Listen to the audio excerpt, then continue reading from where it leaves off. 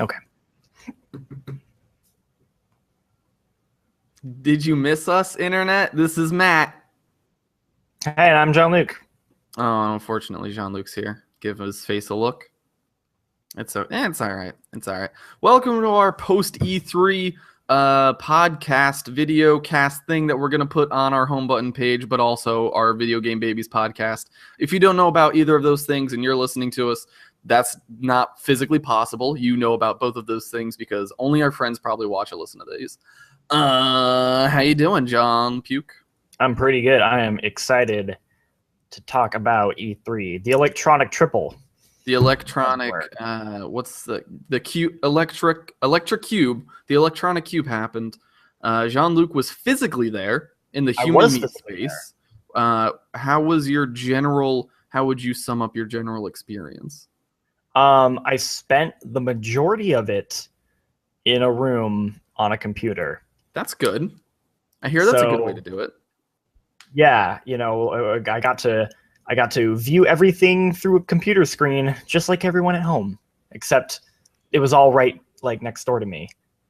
That's good. This is one of the first years I had to work during most of it. I watched some of it live. I watched the Microsoft one live, but all the other stuff I just watched after. And like, that's really the best way to consume E3. Probably is just when you want, because I mean, those conferences are long, except for Jean-Luc, who had to be there. So I was like working it, you know. So you're like doing video breakouts and stuff, and because of that, it's like you don't get to fully enjoy it. You're like there's moments where it's like, okay, cool, like someone else has got that video breakout, so I can like chill for a minute.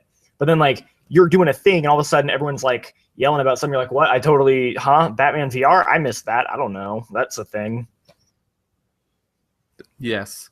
Yeah, if I imagine, it seems like working that is almost one of the worst ways to consume it. Like, oh, definitely, because you have to report or edit video or do whatever on the thing, so you can like absorb the information about the other things that are happening.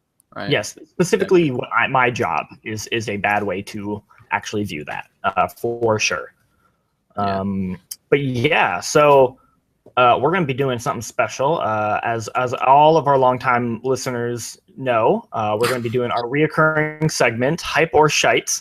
Normally, when we do this, we pick a topic and, you know, we kind of discuss what we think about it. But because it's E3, we're going to do like a rapid fire version this time. And we're just going to go down this list and kind of quickly sum up our thoughts. You ready, Matt? I'm so ready for this long segment that we've done many times before. Hyper Shite. TM. Oh yeah. TM. Award-winning segment. It's a good name too.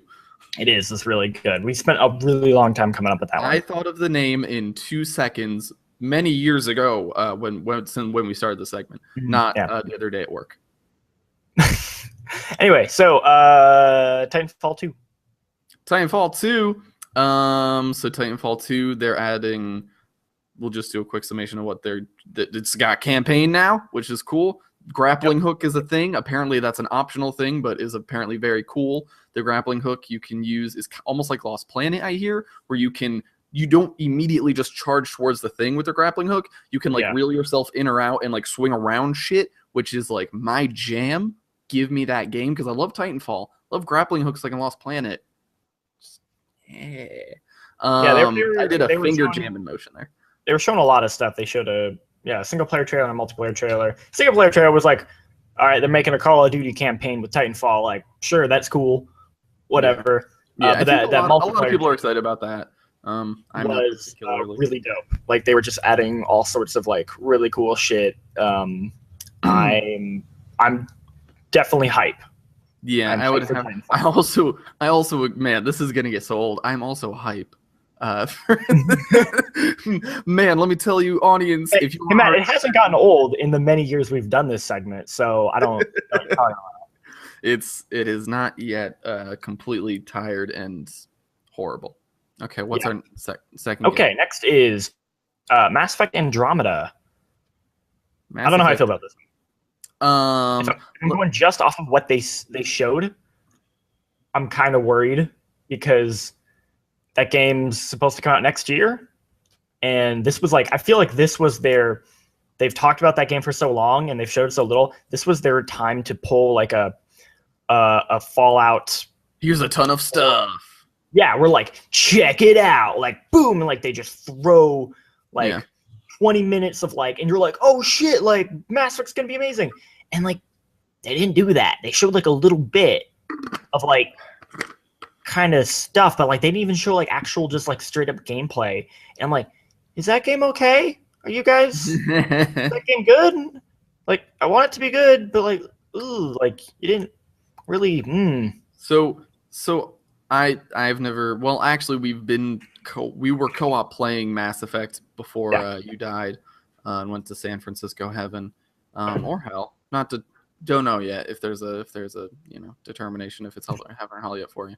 It's purgatory. Purgatory. Oh, okay. That makes more sense. You can't gentrify heaven or hell. Those are those places, but you could gentrify purgatory. Yeah. What was I gonna say?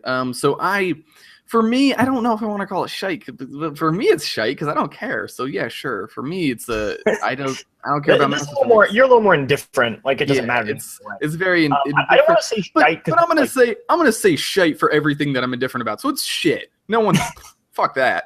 Fuck that thing. Yeah. It's like I'm totally. I don't want to say shite, but like just. I'm very disappointed that they didn't show more of that game, and it concerns me. Yeah, I feel that. Okay, next up we have is all that weird Star Wars shit that... Remember that montage video of like Star Wars things that EA showed? I have to be honest, I didn't watch like most of EA's stuff because... So they put out a video where they're just like... I know that there's you're in a spaceship shooting things. Yep, there's like a TIE Fighter VR thing. Yeah. That sounds cool. Yeah, that's like specifically Battlefield. And that's going to be on PSVR, right? Yeah, it will be. So that's cool. I'm hyped for that, I guess. And then they had like a montage of like, hey, we're working on Star Wars stuff. Respawn is doing some sabers. Amy Hemming is working with I forget the name of the company. People who made Dead Space. They're making a new Star Wars game. And they showed like 5 seconds of it, and it was like that looks like some sort of like bounty hunter, like Kyle Katarn looking motherfucker on Tatooine or something. It's kind of like it's hard to get like overly excited because they didn't show anything, but you're just like, yep, they're making Star Wars stuff. They're making a lot of that. It's very that's good. I'm excited about that. I like Star Wars and those. I love Star Wars. Yeah. So hype. I'm gonna say hype. Yeah. Since we have this very rigid, like 100%. Yeah, you're either 100% or 1,000% against. That's the fucking thing here. Yeah, that's how this works. So yeah, that's how life works. I'm 100% invested in Star Wars. Give me all the Star Wars. Okay, good. Okay. Oh wait, I'm so hyped for this one. Dishonored 2. Yeah. So they showed. Wait, that's 4. A lot of that shit, and that was like definitely that was their that was Bethesda's Fallout 4 presentation of this year, where they're like, check it out, we're gonna show you all this game, and you're like, this. That's the thing. Like I heard there was a lot of stuff, and I watched like a bit of the video, but then I was like, well, I kind of want to go in like like I know the premise that you could, of the characters you can play, and that it would follow that story. I don't want to know too much, so I didn't like watch much about it. Yeah, they mostly showed like some of the powers and just like, hey, here's some of the cool shit you can do and stuff like that. Yeah. I'm a reoccurring thing that game started was video game dads. It was the year of video game dads. Yeah, there was many games with men with beards who were fathers of other so men with he had like more of like beards. he didn't have like quite the full beard the same way, but in that game you can play Corvo, you can play Emily, and if you play Dishonored 1, that game versions in like things you can read that imply that Corvo is Emily's dad, but they never straight up say it. And in this game, like, she's just straight up like, hey, Dad, what's up? Like, she just calls him Dad. I'm like, oh, okay, so, like, that whole kind of, like, you're just for going that, huh? We're just doing it. We're just doing the thing. Yeah. And then one thing I was talking about with Danny that was kind of interesting was he recognized that because Corvo talks now in this game, like he is fully voiced. Yeah. Throughout the game. So is Emily. He is voiced by the main character of Thief. That's something. That's pretty hilarious. And I was sort of like, oh wow, that just kind of because I feel like Dishonored is sort of the real new Thief. It's the successor to Thief, right. you know, and whereas that Thief reboot was totally not and kind of sucked. Right. So I kind of was just like, oh yeah, shit, that just kind of proves it, you know, if they got the voice actor. Yeah, that's just I would agree. Look, man, this is Thief now. Yeah. Which I'm okay with. Yeah, Quake 2 or not Quake 2. Sorry, Dishonored 2. Not quite. 2. I'm getting ahead of myself. There is a Quake game though. There's a Quake game, Quake Champions. Oh wait, so I'm hyped for Dishonored. Yeah, me too. Okay. We are both hype. Quake Champions. They showed a teaser video. Never played Quake before. Shite. What's your opinion? I love Quake. That's good. I love Quake hype. Mad hype. I'm very excited. I hear it's like hero based, which is crazy different for Quake. If that's my understanding. Yeah. So they're going hero based because that is the way of things. Hero based shooters. I would actually like to maybe do a podcast talking about the state of shooters in the 2016s because I think that'd be interesting. What's happening in the PC bongs? But I'm not very much opposed to it the way some like hardcore Quake fans immediately jumped on it. I will wait to see the game. I think you can totally make a Quake game work with like, you know, hero based. I think that's fine. Yeah, and, I think like, they were going for like you watched that trailer and all the characters in that trailer were like really high res models of old Quake characters, and Quake has maybe like the dumbest just like story and characters ever because it's just a mismatch of total like bullshit. Yeah. And they're like, fuck it, we're gonna put it in this game. And I'm like, I'm into that. Like and you know what? They're 2 for 2 on rebooting like their classic video games and making them like legitimately amazing. Mm-hmm. So I am totally willing to give id the benefit of the doubt. So I am hyped for Quake. That's good. I guess I could switch to almost hype for this just because I wasn't interested in old Quake. But if it's hero based, it was always a fan. Like the shooters I always enjoyed were ones where you had a role. Like I know like Battlefield is not exactly what you might call here, but you know, the classes, you have very specific roles to fix it. Like you're shooting dudes, but you know, like I would always like to be the tank guy shooting the rockets and fixing the tanks. That was always the thing I enjoyed. And so I've always kind of enjoyed class-based shooters. Like I like Call of Duty and it's fun, but the ones that I like have reverence for are ones where you really have a purpose in it, you know? Well, this might not be for you then because, I mean, if they want to stay true to Quake, even if it is hero-based, Quake is all about the deathmatch. Yeah. All right. The deathmatch, so it probably still won't be for you then, assuming that is the route they're going, which I would hope so. Sure. Yeah. Right. So the only other thing I remembered from the Bethesda thing was that they're doing a Fallout 4 in VR. Oh yeah, I heard that. Which I don't like Fallout shite. I have mixed feelings about Fallout 4 and the VR thing. Apparently, a guy at GameSpot saw it, talked about it, and they're totally doing the thing where they still haven't figured out how to fix movement, so you just teleport. And I really don't like that in VR games. It feels like so limited. Like that to me is like such a classic. Like we have this new technology and we're not sure how to solve this problem, so you teleport, and it kind of sucks. Yeah. So I'm kind of meh on that one. And the Skyrim remastered. Shite. Fuck that. I don't give a shit. Yeah, I don't care about remasters. Also, if you like Skyrim, you're dumb and you're a baby. Sorry if you like Skyrim, Jean-Luc. I do like Skyrim, but I also think it's one of the weaker of the Elder Scrolls games in retrospect. Like when I think of like a game, when I think of an Elder Scrolls game that has a depth to it, like an amazing depth to it, but is also archaic enough that it deserves a remaster, that'd be Morrowind. Like Morrowind's the one that actually deserves to be remastered.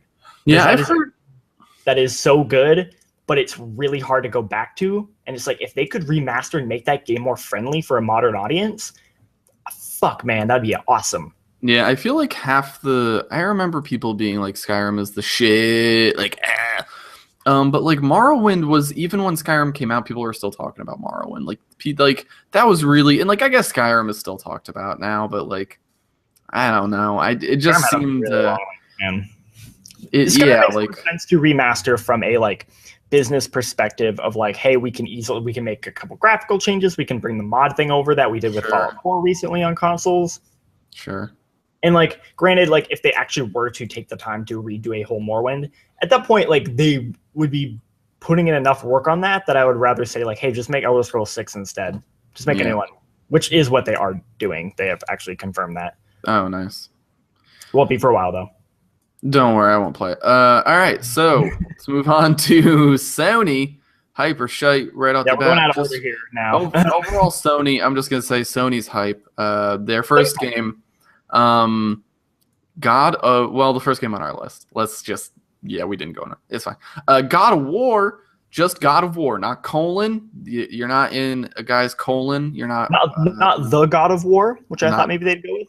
Nope, no, just God of War. And it's interesting that it's just God of War because not only is it a reboot, and like usually a lot of reboots are like, here is like basically the same thing, but it's like I know, it's not even like, yeah, you're right, it's not even a reboot. This is a continuation of the series. They're just calling it God of War. It's the same Kratos, same fucking guy, but the gameplay is completely not the same.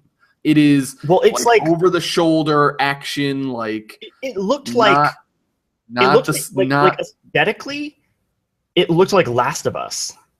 Yeah. Like when he's walking through the snow with the kid, and it's like, oh, look, it's a guy, third person, with a smaller companion. They're walking through like this snowy area. I'm like, it's just fucking Last of Us, but with like God of War.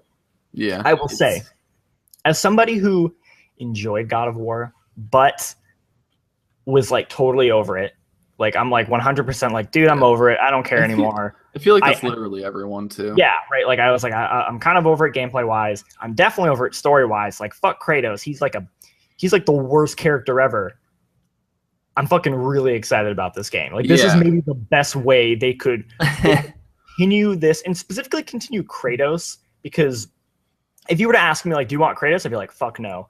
But then when you say, hey man, we took the shittiest, most like unlikable video game character ever, and we gave him a kid, and I'm like, oh fuck, that's actually genius. You know what I mean? Yeah, like it might give him some depth and stuff like that. And also, it's also a completely different setting. It's like in a Norse mythology. Yes. Like there was like magic and frost and dragon. Yeah, there's like frost like there's a dragon, and like you do frost magic, and like it looks like a completely different, like if it wasn't Kratos, this wouldn't be God of War, but it's Kratos, so there's some crazy story tie-in. I don't really care. Like, I don't know if anyone really cares about the God of War story. I think it's a way that they're basically like getting to try something new, because there was almost like, I want to chunk out like video games into these eras of like, there was 2D, and then there was good 2D, and then there was like 3D, and then there was like good 3D games. And I feel like we're coming into a new era of like where 3D isn't just enough to like sell it. Like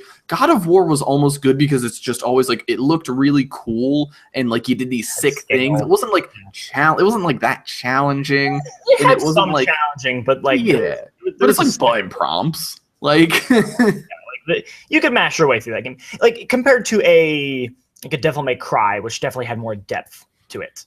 Yeah. You know, God of War was a little bit tamer than that. I'm definitely hyped on that one. Like shockingly so. If you were to tell me, hey, would you be hyped for a new God of War? I'd be like, fuck no. Yeah, I feel like a lot of these companies are going to come with these huge reboots to series. Not like, I know this isn't technical, but it's like a reboot of it. You know what I mean? It's a complete reboot of the gameplay of God of War, right? So like Doom, even though it's like, it's somehow still Doom, but like in the new era of like 3D video games that like it actually is really good with owning its lineage. I feel like this could do the same thing where like it's owning the story, like it's holding, I guess it's holding like the character for whatever reason, probably, you know, just in the name because money and whatnot, right? But it's like, hey, what is an action like? What does an action smash 'em beating up dudes thing mean in the new era of vid games? And like I wonder if they saw Rise and were like, we could make a good one, you know? So I don't know. Jean-Luc? Yeah. All right, you cut out for a minute. Yeah, for me, I think of it more like like the new Wolfenstein, the New Order, where it was like, hey man, we took Wolfenstein, we're continuing the character story, but then we're also like, it's kind of like a stealth game with like all this weird depth, which is like not what Wolfenstein was at all. And yeah, I definitely see parallels to like that game for sure. Yeah. It has that potential. Okay, Detroit. Detroit, let me tell you straight off the bat, David Cage, you ain't got shit. Shite. Okay. Grade A shite. Jean-Luc Stein. I have not really liked David Cage games. And also, I think we're on the same page here. We both played Until Dawn over a stream for the kids. We did it for the kids. Extra Life, right? We did it for Extra Life. So we played Until Dawn overnight, Until Dawn, and that was a really good way to do a video game like that. Like Until Dawn is the best David Cage game not made by David Cage. Yeah, it was better than David Cage's games, and from what I've heard from people who had played that game, talking to David, like David Cage is a really cool guy, and like no wonder they keep giving him money to make stuff because people keep buying these games for some fucking reason. But like, it just sounds like he's kind of making the same missteps of like, oh hi Christine.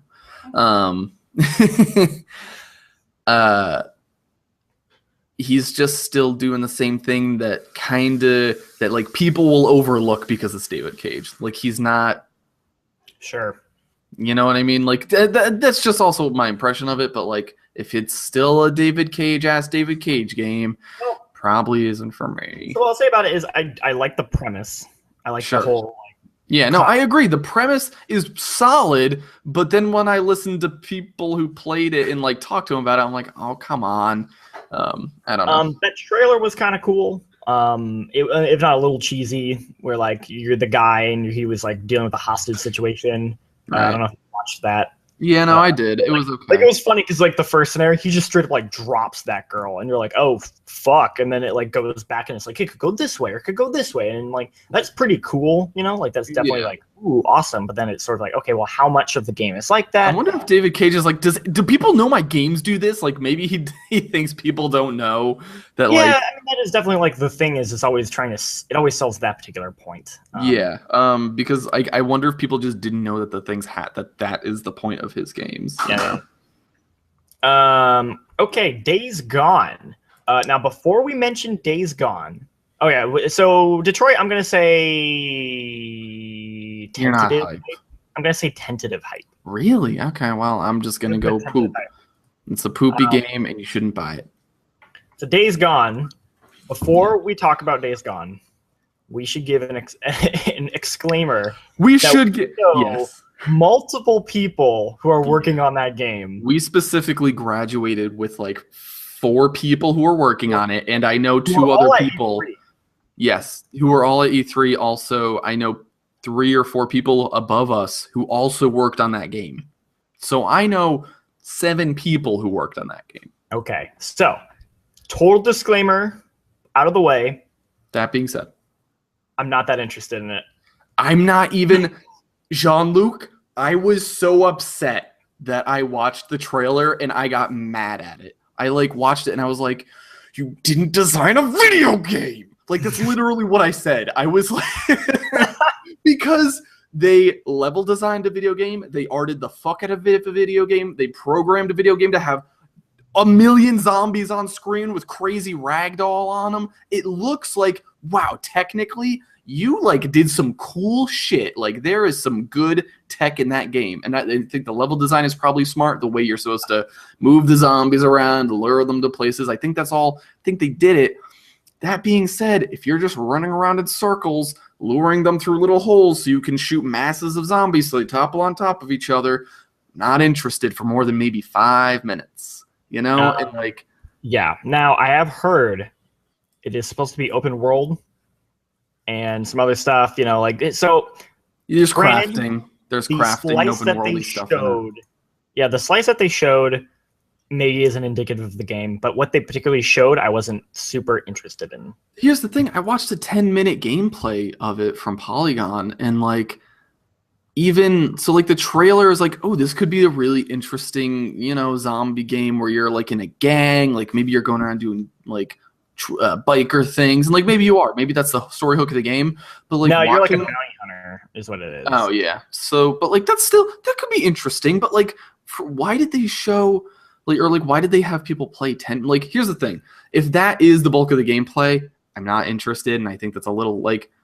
It's a little harsh saying you didn't design a video game. Like, there's tons of design that went into that, but like that, like, what's the point?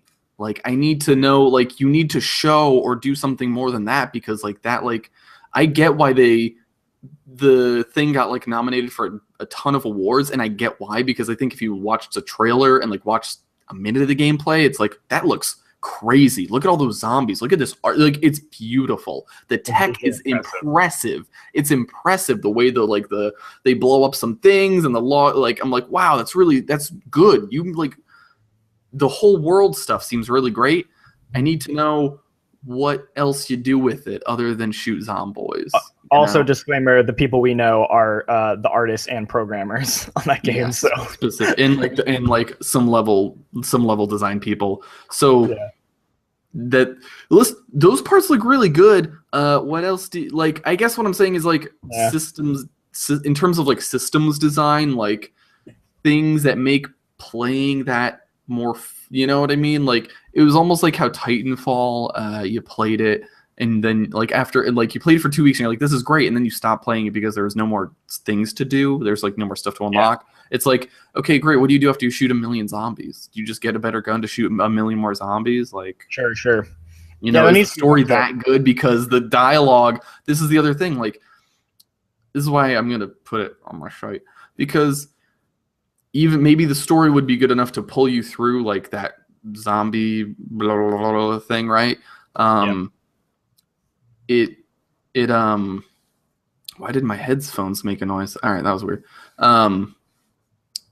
If the story was good enough to maybe pull you through that, but over the 10-minute thing, it gives you these story bits, and I was like, like not very pretty bad dialogue, like pretty horrible video game dialogue. And then also there's like that dude talking over what you're doing. He's like, and then he murdered a bunch of zombies. Like, you know how a lot of people like the narrator in Bastion? I did not. And if it's a full, like a big AAA game where you have a narrator the whole time, I'm definitely not down for it. That's not something I like in my video game. I mean, that could have just been the trailer. Yeah. I don't know if that's actually in the game. Well, no, like in the game, like I watched the 10-minute gameplay. Oh, in the gameplay. In 10 minutes of gameplay, there's a dude talking about what you're doing the whole time. Oh, okay, that's weird. And I was like, that's a personal thing. Maybe I know some people like that. I'm not down, like, because it's just, for me, it comes off as really cheesy, especially when the lines are just so throwaway. Right, it's like, what are you doing? So you are shite then. Yeah, I think a lot of people worked really hard because the game looks cool. I don't want to play it. Yep. That's I think, yeah. I'm gonna say shite.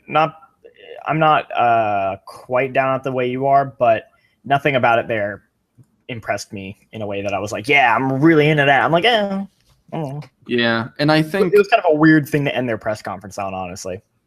Yeah, that was weird, and I don't know. Went on a bit of a rant with that one, but yeah, I really looked into it because I wanted to see like what else was going on with it, to see if it would reel me in more, because I like zombie shoot. I like Left 4 Dead, but there's kind of a, Left 4 Dead, the whole thing is like getting from point A to point B with like a bunch of people, and it's co-op fun. There doesn't seem to be co-op. What are you doing? What's the point of the thing? So yeah, that's hopefully there's some cooler stuff happening behind it. All right, let's move on. We got to keep going. Yes. Death Stranding, the hot new Kojima joint. Hype. Now, yeah, I'm mad hype for that one. Yeah. So apparently that studio's very new. I wasn't expecting him to actually show anything.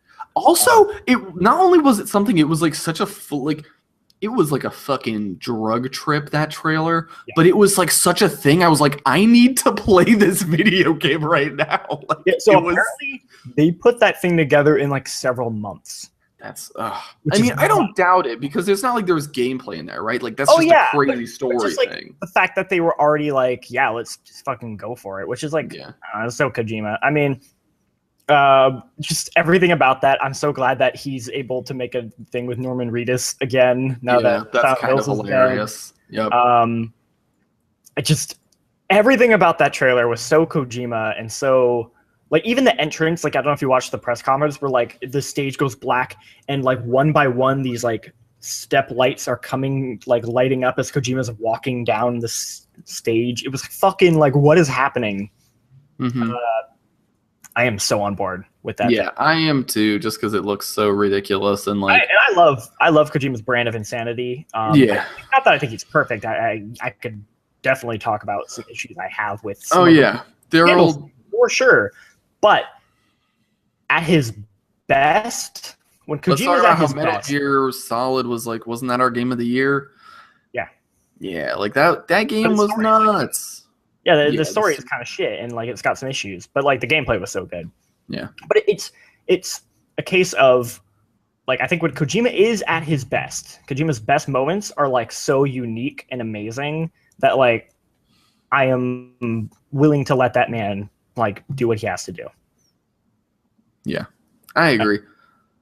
I very hype. The hype is real. Hype is real. All right, let's talk about Resident Evil 7. Another game that is kind of being not like reinvented, but like scary Resident Evil again, not like action-y Resident Evil. So I had an interesting conversation with this about my girlfriend, where we talked about Resident Evil 7. And you had a conversation with Resident Evil about your girlfriend? That's I'm sorry. Yes, that was other way around.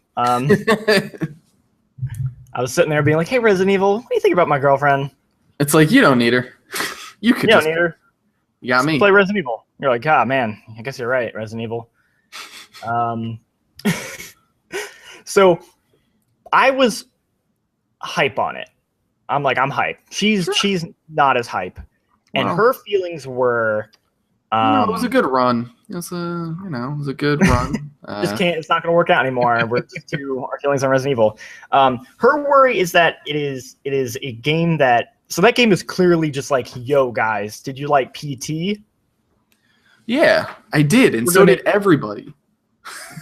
and my feelings on it were like, okay, PT got canceled.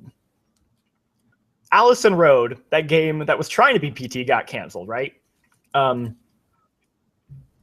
Then like Resident Evil, a game that has not been scary or good in good graces for a very long time, they just come out and say, hey guys, fuck it, let's make Resident Evil great again, and let's make PT, because everyone really wants like two birds with one stone. Whoever drop the mic, right? Who thought the worst presidential candidate would give us such a great tagline for so many things? I didn't even try and do that. I'm not even doing it on purpose. It just happened. I know. It's just, I did it the other day, and I was like, did I just use part of Donald Trump's slogan for this? And I was like, I guess so. Yeah. We were talking about that where we were trying to talk about Battlefield 1, and we're like, well, it's like Battlefield 1 makes Battlefield great again. No, that sounds like a Trump thing. Shit, we can't say that. Like, we're like, damn you, Donald Trump. He really is just going to be president. He's great anymore. Oh, God. You just can't use that word anymore. You just can't say the word great without invoking Trump. So anyway, those are my feelings on it. Is I'm like, hell yeah. Her worry was that, okay, one, they're just blatantly ripping off PT. Now, to be fair, and granted, you don't know the full story. The developer, they asked the Resident Evil developer, like, hey, do you play PT? And he's like, oh yeah, I play PT and I loved PT. And he was super bummed that it got canceled. And he says, the funny thing is, we were actually working on Resident Evil 7 before PT came out, and he's like, and they were like, oh, they're going first person too. So yeah. I really kind of wonder, there could maybe be some bending of that. You don't know. I don't want to go conspiracy on this, but right. I could definitely, the way he talked about it, where he talked about the reason why they went first person is because he felt like in this day and age, that is the best way to represent horror and like that claustrophobic first person thing. I could see it being a case of just both developers having come to that conclusion kind of around the same time, right? Sort of how like there's all these hero shooters coming out, and I'm like, I think Cliffy B was working on Lawbreakers before Overwatch. Like they just both happened to come out and you're like, oh shit, like did they copy each other? Like maybe they didn't. Maybe it's a case of like the trends sort of lining up. Like that actually happens a lot. Yeah, I agree. But there is she is worried that Resident Evil is potentially losing its identity by switching so dramatically. And my counter to that, it's kind of interesting, is that's sort of what Resident Evil 4 did. Matt, you still here? Matt, you just like walked away. Hey, ladies and gentlemen, for the audio version, Matt just got up and... Yes, I'm still here. I was going to let you keep talking. Yes, I'm... So Resident Evil 4 was sort of that, where diehard Resident Evil fans, when Resident Evil 4 came out, said like, fuck you, this isn't Resident Evil anymore. You changed it. It's different, right? And then... but now Resident Evil 4, you look back on, you're like, damn, Resident Evil 4 is one of the greatest games ever made. And so I almost look at Resident Evil 7 as them trying to do that again, where they're like, shit, we need to reinvent Resident Evil, Yeah, I agree. And they have gone on record and said like, hey, look, the game's going to have combat. There's going to be melee weapons. There might be some like gunplay. So it almost sounds like the game, it might just be doing what Resident Evil 4 did, where like Resident Evil 4 said, hey, let's take Resident Evil and then move the camera to third person. And now Resident Evil 7 is just saying, hey, let's take Resident Evil and move the camera even closer to first person. Right. And now granted, we haven't seen like, much of the game outside of the teaser demo. I'm going to stand up again. Keep talking. This is me really speculating, but I would like to give them the benefit of the doubt and hope that they are taking the opportunity to maybe reinvent Resident Evil. And it could be cool.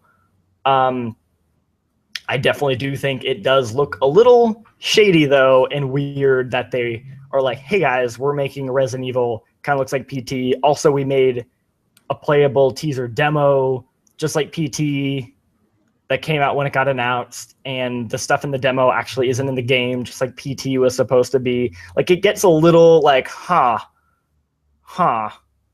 okay. Yeah. But yes, I would say I myself am personally hyped. That is my feelings. I'm hyped too. Okay. Do you want to say anything outside of what I've said, or do you want to get closer to your microphone again? Yes. Yeah. Sorry. Okay. Sorry. I had to do a thing. I don't know. I'm still hyped. Like, I get that. I could easily say that they would have been working on it for a long time, since before the PT thing, right? Which is what they said. That's what they claim. But I think the playable teaser demo could be a bit of a, that worked for them, let's do it too. That part, that's the part that I would believe was like, oh shit, we should do that. But maybe that doesn't bother me too much. No, it doesn't bother me at all. I'm still excited for it because I don't know. I think it'll be cool. I want to see a full game like that, Me too, and I'm hoping that again, it's like a case where they're just kind of. They're doing something as simple as moving the camera, and maybe the game still feels very Resident Evil, but just by changing that camera perspective, it reinvigorates that series. Yeah. The way it did with 4. Okay, moving on. Last Guardian. They showed a trailer. Game's coming out this year.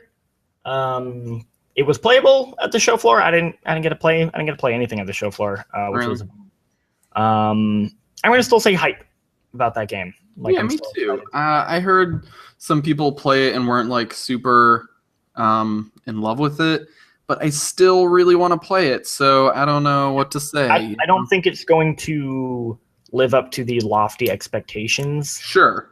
It has, but I still think it could be like a fun game. So yeah, I agree. Yeah. Okay, and then last one I have here is Insomniac's Spider-Man game. They showed a very, very short teaser of this. So really it's more conceptually. I think Insomniac makes really good open worlds that are fun to move around in. Like, the best thing about those Infamous games is just like running around that world is so fun. So the idea of them making a Spider-Man game that's very much like the thrill of Spider-Man is the swinging and the movement. I'm very excited for that. I just hope that they get a better quest designer, because the last problem I've had with a couple last Infamouses is that all of the quests and like structure were generally really repetitive and kind of got old really quick. So I'm hoping that they've improved on that. And yeah, I mean, we'll have to see the game when they show more of it. But I'm gonna say hype. Yeah, I would say exactly the same thing. I think Insomniac does all that stuff well. Spider-Man could be cool if it was made by a good studio, and they are a studio that does exactly what would make Spider-Man good. So I think that lines up, and I think that's why most people are probably excited for it. Totally. Okay, moving on to some Microsoft stuff. We got Dead Rising 4. Dude, I am hyped as fuck for this one. I'm not hype at all. You're not hype at all? What are your feelings on Dead Rising as a whole? Very quickly. My feelings on Dead Rising is that I feel like they lost the thread with 3. I feel like I didn't play 3, but I 3 looks like it lacked some of the charm that 1 and 2 had. Yeah, I feel like the charm of the first games and also like the time stuff. I don't know. I know some people didn't like that, but I thought the time stuff was. I don't know. I don't know. I'm worried it might continue down the road that 3 was on, where it was just like, I don't know. So.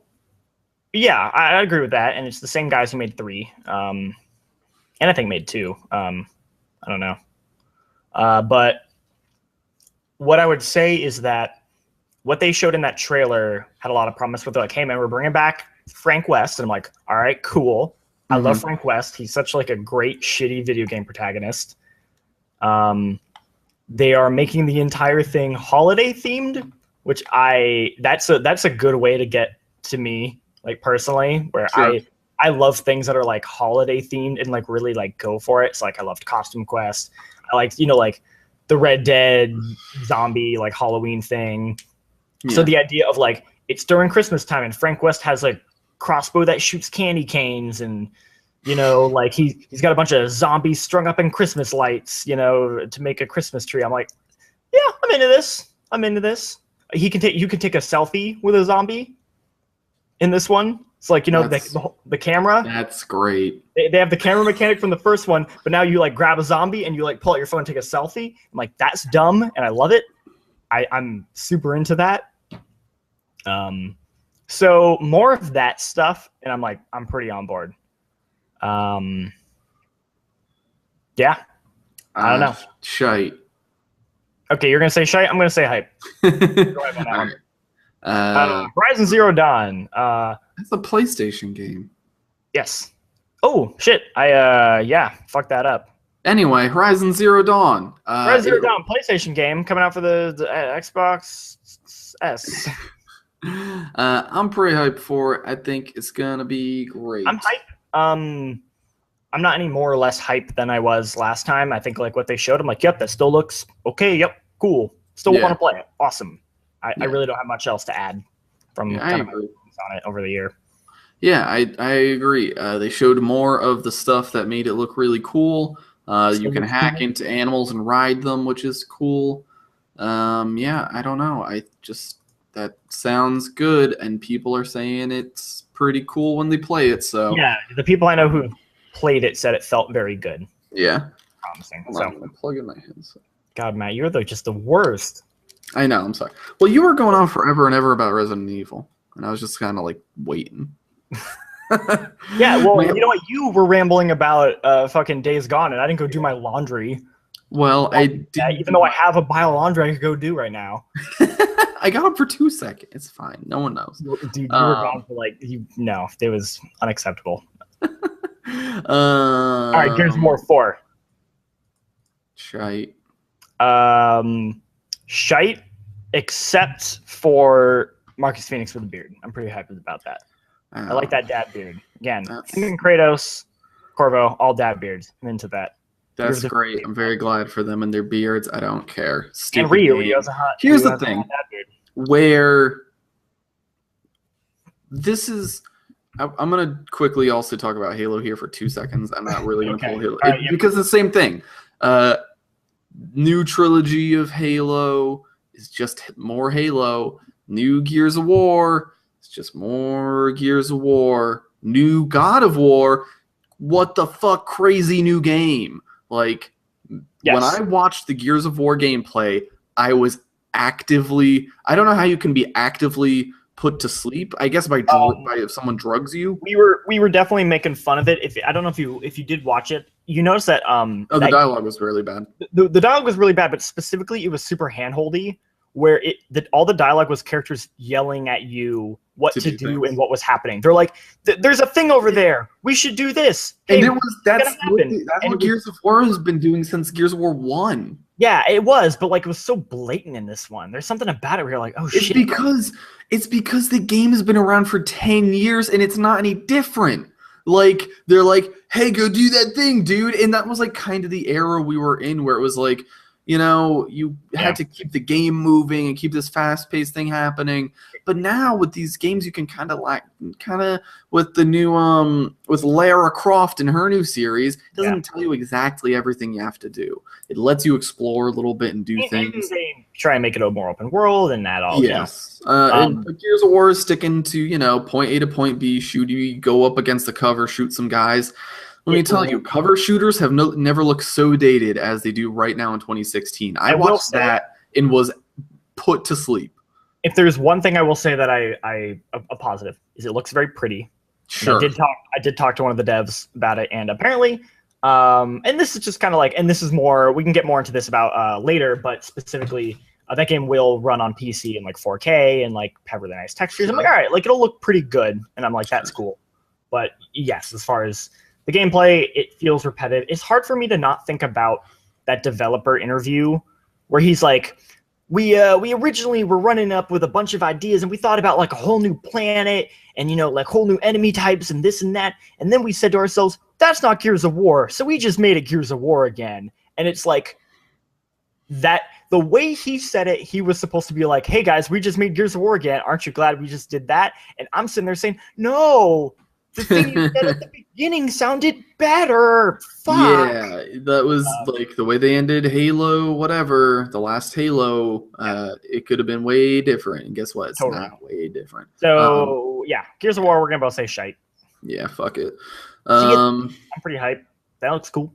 What, Sea of Thieves? Yeah. I didn't hear you. Kind of broke up for a second. Sea of Thieves. Sea of Thieves, the Rare game. The Rare game. So Rare is making a new game. It's an online game where you play with your friends in ships. Basically, did you like the good things from Black Flag? Good, we did it. We put it in it's sea combat with your friends, and like people have to man the ship, and I'm really hyped because I played this game called Wings of Icarus, which is like, I was gonna bring that up. Yes. Yeah, it's like very bare bones and like kind of gets boring after a while because you might just conceptually it's such a genius idea. Conceptually, it's really cool. I hope that a like big it's not a huge game. I think it might be $40. I actually heard. Maybe it is a $60 game. I'm not sure, but either way, I think it has a broader scope, especially since you can go and land on places and like walk around. So I'm really excited to see where that all leads. I'm very hyped on that. I'm excited for like Rare to make a good video game again. So yeah. See, that game is the polar opposite of God. This is gonna seem like I'm being a jerk. Yeah. But that game is the polar opposite for me of Days Gone, where I saw just as much gameplay, but am much more excited because the broader scope of it was far more interesting to me than anything you saw in Days Gone. You know, it was like, okay, here's like the second thing that's happening, and it's this. I'm like, what are you doing outside of that? But like that is like, hey, you're landing on places, and you're like, I guess like the broader concept has to capture me for me to be interested, because I can play, you know what I mean? The second to second stuff should be fun, but I feel like, and that can be hard to nail, but if there's a larger thing in the works, I can kind of jump on board for that. Yeah. Cool. All right. Halo Wars 2. Shite. Okay. Just don't care about RTSs or? No. Here's the thing. I used to play RTSs when I was younger.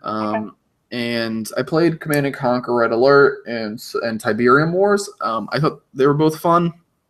And like Halo Wars was kind of fun I got it in the bargain bin and played it with my friend for a day. because it was like baby's first, baby's first game. What is it called? Strategy, real-time strategy, RTS. Yeah. It was like baby's first RTS, and like it was fun. It was fun for a bit, But there's no way I'm gonna buy that game for $60. Like what? It's not. It didn't seem like they didn't like want to make it deeper. They're just kind of like, yeah, it's Halo Wars again. Like I think some people liked it. I definitely didn't. I liked Halo Wars. I thought it was fun. It's going to be on PC now, and it has PC controls. I tried the PC version. Oh yeah. Yeah, I tried it, and it definitely was like, oh man, like look, I can click on the mouse and drag to select units and all this stuff. But the one thing that bummed me out was the UI still felt very bare bones console. So like very big and blocky. It pulls up a radial menu when you try and pick on stuff, and you're sitting there like, I got a mouse and keyboard. It had shortcuts, but I also didn't I couldn't remember any of them, and I couldn't pull up a thing. So I was just like kind of guessing. Yeah. But it felt like, okay, when the game actually comes out, if that game actually switches its UI to have a different presentation on the PC, I think that would definitely make that PC version way more appealing. I'm a little worried that they might not do that, but the fact that it is on PC is cool and exciting for me. Yeah. So I'm gonna say I'm tentatively excited for it. It's made by Creative Assembly. It's a different studio. Creative Assembly makes good real-time strategy games. So I'm gonna say hi. So right now I can't hear because my headset kept disconnecting and reconnecting. So I'm just turning it back on right now, and so hopefully this will fix it. But I'm gonna keep talking. Lead us into the next game. I can hear you again. The next game. We ended. I said I was hyped. You're shite. So next game. Yeah. Yes. Next game. Well, next game. This is not much a game. As more. I know. The Xbox One S. Interesting. Here's the thing. We should probably do another. I don't know. We did a podcast about this. Maybe if you're, here's the thing. I think that thing is built for a very specific group of people. It's built for the 2DS kids, right? It's built for people who want a cheap, good, not gigantic Xbox One, and maybe won't buy and don't want to spend the extra money to buy a more expensive Xbox Scorpio that will come out the year after, which will be much more powerful and play for games at 4K.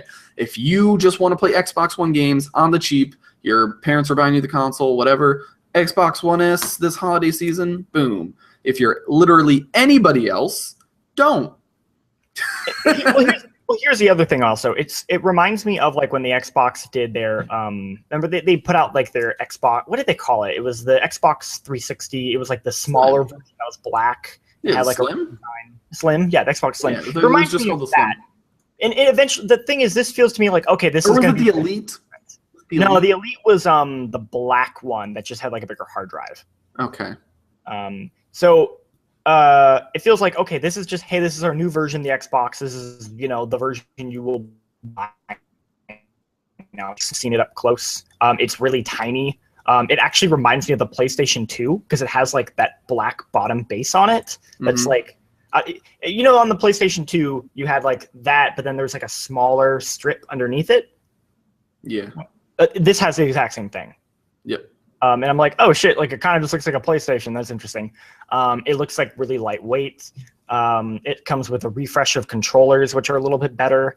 And it's just okay, they're just making little improvements. I sort of wish Sony would do that, honestly, because there are hey, Sony, put out a slightly better controller with not shitty grips, or hey, maybe put out a version of the PlayStation that doesn't have that has actual tactile buttons and it's easier to see the start button or something, because that would be kind of nice. So this just feels like they're kind of refreshing it. And I don't know, it's fine. Hey, you know what? It's white. Yeah. They made Xbox white again. Which normally, if I said that in any other context, would be terrible. But you and me both were talking about how when I think of the Xbox, yeah, it should be white. I was really bummed when the 360 eventually just became a black system. Yeah, I liked that it was white because it stood out for me, and I was yeah, it looked sharp, And the white with green worked really well. It looked sharp. It looked sharp, and I agree with. I think the redesign, yeah. It's a sharp redesign. Yeah, it looks really sharp and cool, and it's in white. The other one was big, and like when it's a big black blob, it doesn't look good because you can't see the shape of it because it's like, especially it's going to be in a shadowy place, so it's dark, so it's black. You're not going to see it, which maybe that was good because it was such an ugly console. I have the white one. I have the special limited edition Sunset Overdrive white one over there, and it looks way better because it's white. Yeah, like I like the way that thing looks because I'm like, it's it actually looks pretty sharp. Like a white console can look really good. Totally. So, maybe Xbox, think about that. Just keep making your consoles look good. Maybe try and make your consoles look good sometimes. A bigger news. So I think we're both hype on the Xbox S. Just as like it's a step in the right direction. I don't know if necessarily that's something we would buy. I'm hype on the design. I'm shite on don't buy it if you don't buy it. Sure. Most of you don't buy this, please. For what that thing is, I am hype on it. Whether that thing needs to exist is a whole other question. Yeah, sure. But yeah, the next one we're both hype on. All Xbox One games are now, like all first-party Xbox One games, gonna be on PC. I am hype as fuck for that. That's awesome. Yeah. All of them. Like they straight up said Halo 6 will be on the PC. That's crazy. Yeah. And like that's really good for me because now I'm not gonna buy an Xbox One. That's what that means. Kind of the thing. They're kind of, but I guess it also kind of means I can give Microsoft some money for good games, which like I'm okay with that. I just don't want to buy their console because here's the thing: they're a software company, not a hardware company. I don't trust their after my 360 breaking 9 million times. Don't want to buy any more Microsoft hardware. I just don't. Not going to ever. I think they've gotten better from that. Like that was definitely. But I'm gonna also say the Xbox One original is a VCR and it's ugly and it's garbage. But I think they're improving on that. Yeah, they're definitely improving on it. And like the 1S looks good. I bet you the Scorpio will look good. I think Microsoft's direction they're trying to do is that I think they know that people like you will never buy an Xbox One at this point, right? But they're like PlayStation and a computer. Yeah, I think originally they thought, no, we can get people like Matt by making kick-ass games, right? Yeah. And that was proven wrong. Like Matt's like, games look cool, still ain't gonna buy it. So they're like, fuck it, we'll just put it on PC, and now at least those people can buy the game, and we'll make some money off of that. And I think the Xbox One at this point is just gonna be like Microsoft's version of a PC, where it's like, hey, you want to play these cool Xbox games? If you own a PC, play them on there. If you're somebody who doesn't buy a really nice desktop and wants to play Xbox, buy the Xbox S, and like that makes so much sense to me. Like exactly, that makes 100%. Here's the thing, that makes 100% sense to me too, which is why I don't play my PlayStation very much. I have a very powerful computer, plays games very good. I'm always on it, right? I need my computer to be set up to do things. I'm always on my computer. It makes it easy to play games. All my friends are on computer because it's just kind of the ubiquitous console with all my friends. So that's where I play most of my games. Sometimes I want a console experience, and then I play it on the PS4. But basically, if you're not somebody who needs a very expensive computer, and most people aren't, it makes a lot of sense. Nate was like, well, why do I have an Xbox One? I don't know why Nate hasn't. Nate has an Xbox One because Halo and because this wasn't a thing before. But from now on, yeah, Nate doesn't need an Xbox One. I don't need that Xbox One anymore. Yeah, because all the good games are gonna, like, all the first-party games that are, like, not every console that would only be on Xbox are now also gonna be on PC. And, like, why would I buy, if I'm gonna buy the new Gears of War this year, right? It's gonna come out day and date on the PC. Yeah. I'm gonna have a brand new PC that can run up to 4K or, like, at least 1440p. Yeah. Like, why wouldn't I just play that version, right? That'll look better. And you would. So they are doing the smart thing of, if you are a average video game playing consumer with a console who doesn't have a super honking PC, this is the thing you play your games on. It's our Xbox, this is our console. If you're also like hyper gamer nerd boy and you have a crazy monster PC, then play our games on PC. And that, I hope Sony kind of continues to maybe like starts to follow suit and put some of their first parties on PC because yeah, I think and they've already been flirting with this, right? That you can already like play your PS4 games from your PC. I think that maybe is them testing that. Yeah, I think it would be smart for Sony to kind of follow suit and be like, oh, because the hyper consumers who want these there isn't a person in the world who doesn't want to play The Last of Us, right? Everyone wants to play The Last of Us. Everyone wants to play Uncharted 4. Everybody wants to play Uncharted 4. Everyone wants to play The Last of Us, but not everybody. But all these PC gamers are not going to go out and buy a console because they're like, wait, I got a really good PC and I'm missing out on 2 games. Fuck that, right? But hey, if you could also get those people, why wouldn't you? And now they're realizing it's just a platform in terms of it's their service, right? It's their software. The one thing I have about this is, for this to really work, Microsoft needs to make their service on the PC better, because right now you buy games through the Windows 10 store and it's kind of garbage. It's not very good. I just downloaded the don't have some settings. There was a weird thing about they put out Quantum Break on the PC, right? It didn't have a quit to desktop button because they just put it on the PC. And it's something about the way I guess because it's technically an app, the way that store qualifies it, and apps just straight up have a X button on the top of the window, but because it's full screen, it doesn't have one. And so people are how the fuck do we quit this game? And so they had to patch in a quit to desktop button. It's they need to get their shit together on stuff. I think they are, because the Forza beta I've played has you can hit escape and you can quit to desktop from the game. Can you do on resolution? Yes, you can change the resolution. You can change a lot of graphical settings. Okay. You can actually do PC things. You can't go window borderless full screen. You can't do that. You can do windowed, but you can't do borderless full screen, which is a thing I like to do. We'll talk about a game later that relates to that. But we should get off this. We're both very hyped because it means we can play Xbox One games without playing them on your Xbox. This is nothing but good things. Absolutely. Very briefly, let's talk about Project Scorpio. Project Scorpio, I think, is hype because this is happening now. I said this years ago, and I'm just gonna really quickly. I was right. No, we had a whole conversation about this. We had a whole conversation. We did. We had a whole podcast about this. Consoles are now a platform, and they will continue to upgrade and make better ones. It will be like an iPhone. You will play games on the same platform. Eventually, if you don't update your games, apps, to the new OS, which will be updated, eventually in 5 years, your thing probably isn't going to run on the new OS, and it will have to you know what I mean? It'll be outdated or whatever. But I think because it's so PC based, I don't work. Yep, it's the same way PC games work. Exactly. So because these are these platforms, you know what? You buy an Xbox One, and then 2 years later another Xbox One, or 3. It's 4 years, right? 4 years later, a new Xbox One come out. You're I'm fine. I don't have a 4K TV. Another 4 years later, okay, I'll get the new Xbox One. I just got a new 4K TV. Same. You know what? That's a beautiful cycle. If they keep the backwards compatibility going with this and keep doing that thing, totally cool with it. I am glad that this is becoming a thing. Eat a butt.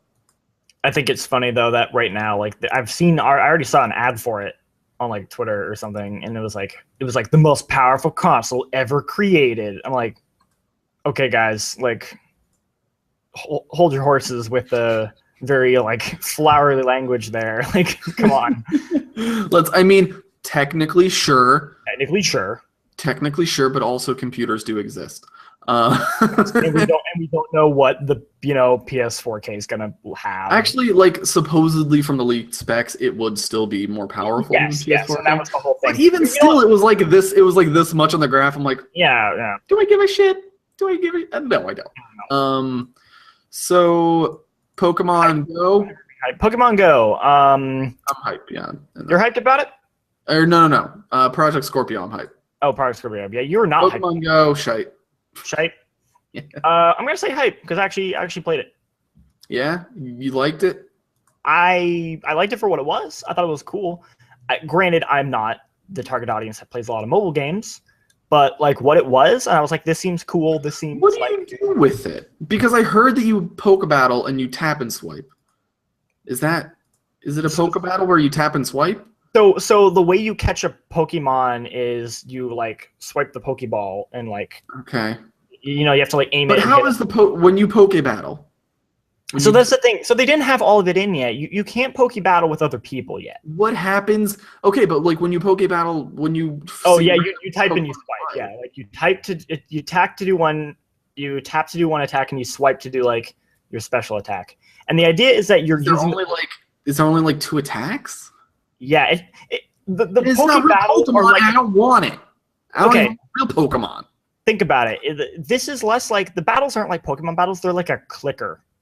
Think like cookie. Think like a cookie clicker. Where cookie clicker where you are. This actually might be more appealing then.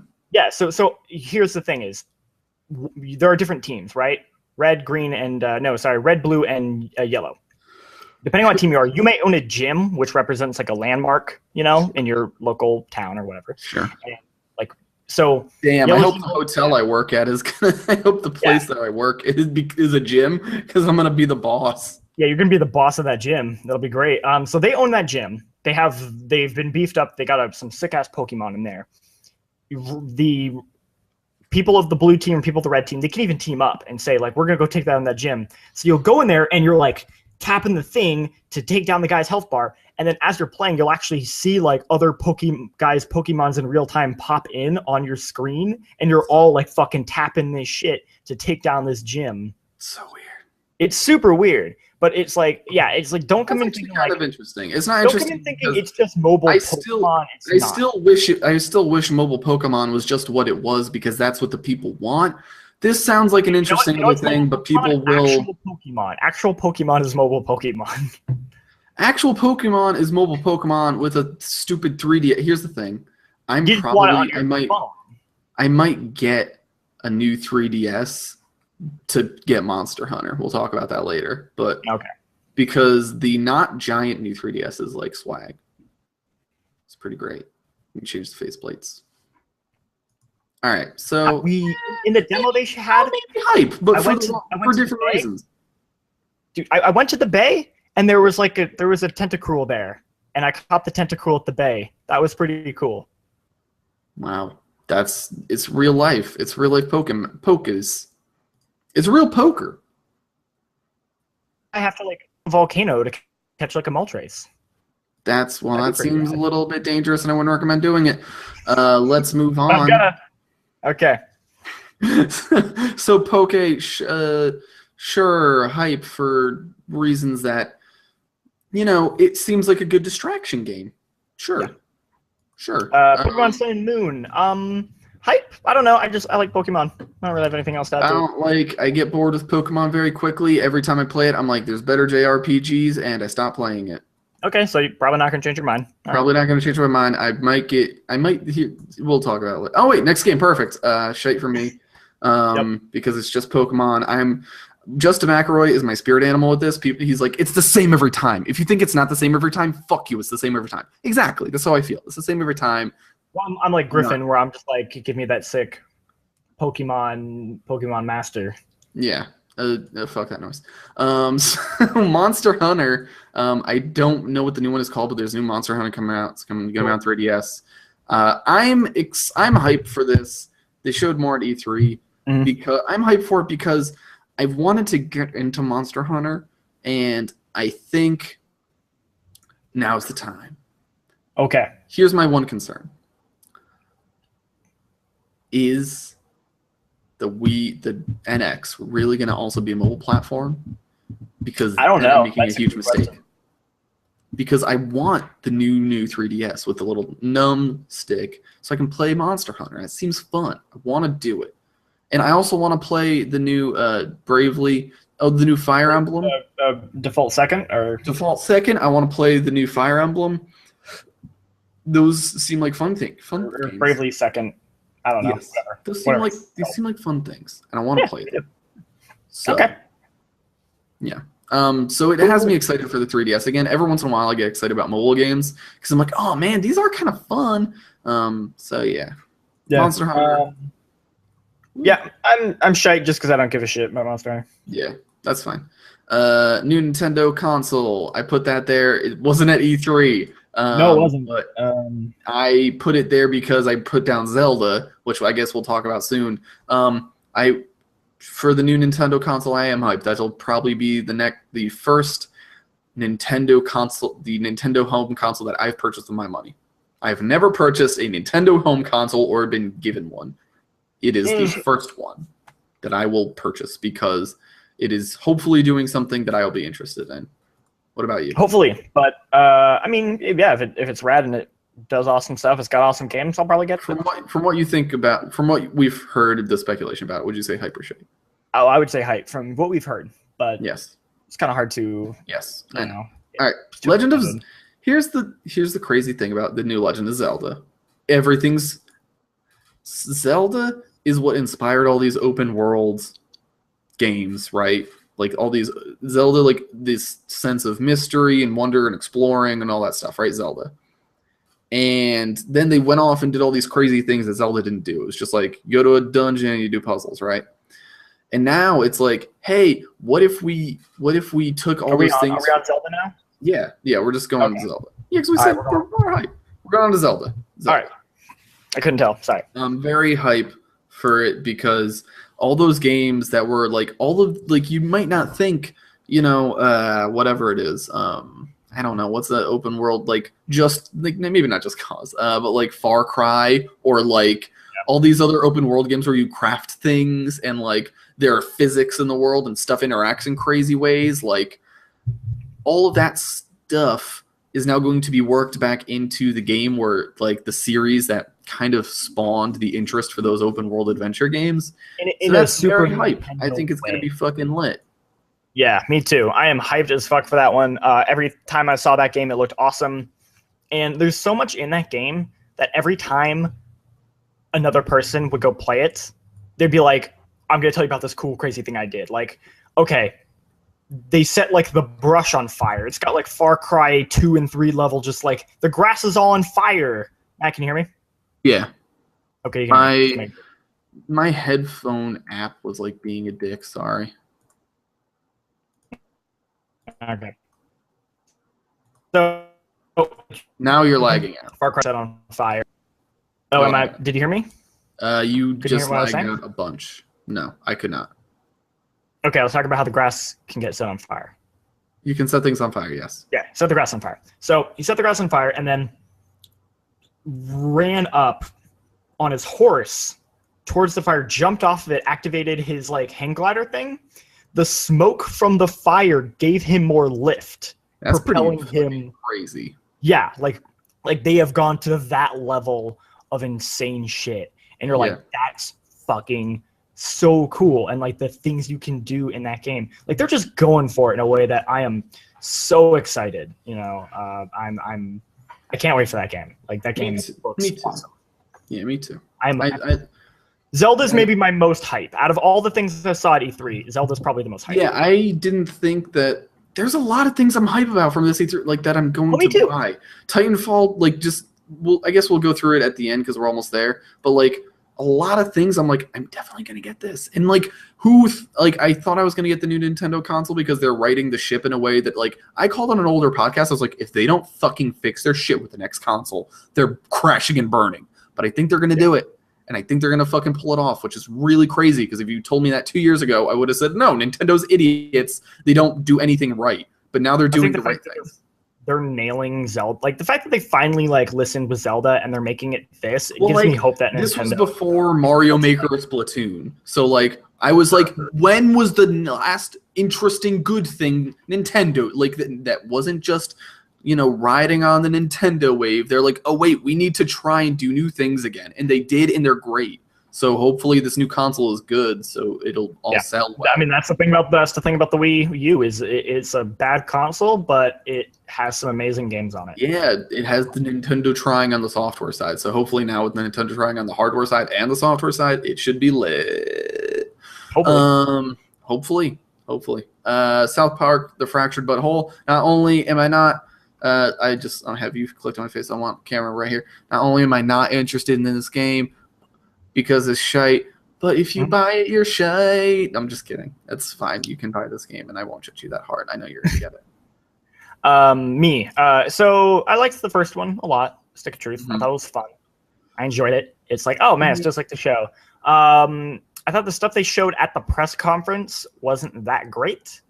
Here's the thing: if you are a person, the material they picked, I was like, like it was either just like lazy or like, wow. South Park rides the line between being interesting and lazy. With its like the lazy shitty comedy is like because they can, because that's their thing, but it's also like it's like, oh, that's our commentary on it, and it's like, but you're just using the horrible thing to do the heavy lifting for you and like not making a good point about it. Like the whole fact Cartman is the coon and he operates in the coon cave, and like I watched that press conference with like an Austin Walker sitting there and watching it. I'm like, yeah, this is a demonstrably bad like that literally spawns from a bad racist thing, and it's just the game. That's just it. It's just. I would recommend anyone go watch Austin Walker watch that part because it was the worst. Even when he doesn't say anything, just looking at his face, there's like because he's a black person hearing the dudes like, hey, the coon. What? Yeah. And the thing is, I think, and even like I'll admit this, like just as a person, for the most part, I didn't even like for the longest time, I didn't even like think of that as like a thing. Right. Because like I'm just like not like just my own ignorance of and unawareness of some of that. Sure. So like seeing felt like a really valuable like life moment for me where I was like, oh shit, like I just didn't even think of that. And like it made me, I mean, this is going off on a horrible tangent, but it makes me a little bummed that Austin is leaving Giant Bomb just because I do value his perspective on that site, even though I know he's going to go off and do his own thing and do the own thing with Vice. And I think he's going to like assemble a rainbow coalition of people that will like do all this game stuff that I think that will be super good. Yeah. Oh yeah, I'm all for that. Because I think there's a lot of value in that. But yeah, so from that perspective, like I wasn't very impressed with what they showed. The gameplay seems like, oh, okay, like I liked some of the mechanics of like the first game was just Paper Mario in terms of combat, and now they have like squares, so they're almost going more of like a Fire Emblem, which is like, okay, like at least like you're trying to add something new, but I don't know. Yeah. I'm gonna say shite just based off what they showed. I didn't find very impressive. Yeah, and like I'm not 100% totally against that game because I do think the gameplay portion of it is what people enjoys, and South Park can do some interesting things. But like when I watched this last season, a lot of it was like a retaliation. The last season was really bad. The last season was, and it was like all in retaliation. Like it was. Well, let's not get into it. Let's not really ramble. But I think we both agree that South Park can, at its best, be like totally amazing. And like amazing biting commentary.